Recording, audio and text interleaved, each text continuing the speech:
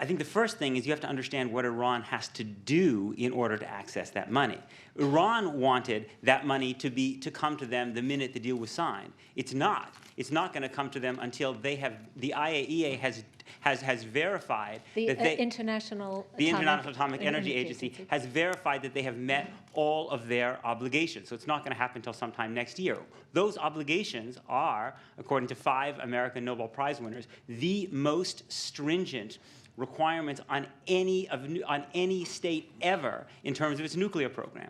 Iran must get rid of 2/3 of its centrifuges that can enrich uranium. It must get rid of 98% of its enriched uranium and cannot enrich beyond the level of 3.67%. You need 90% to get to a nuclear weapon. They were at 20% as recently as a couple of years ago.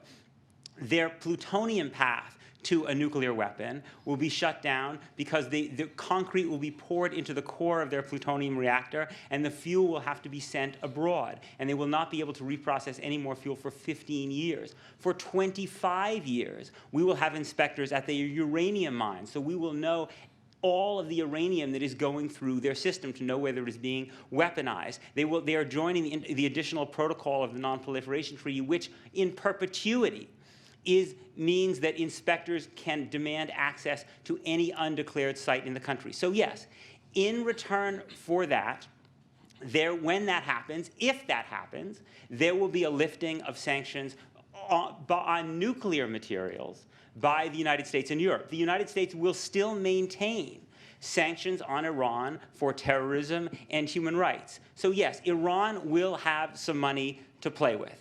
I happen to think that a lot of that money is probably going to be spent at home, not because the Iranians are nice people, but because Rouhani and the supreme leader know that they will not stay in power unless the Iranian economy improves. Rouhani won an election. It was not a free election, but it was an election within members of that regime, amongst different factions, and he won it on the platform of lifting sanctions and improving the economy. If he doesn't do that, he's not going to win another election. The supreme leader knows that if the economy stays this bad, we could see a repeat of what happened in 2009, and he could end up hanging at the end of a lamp post.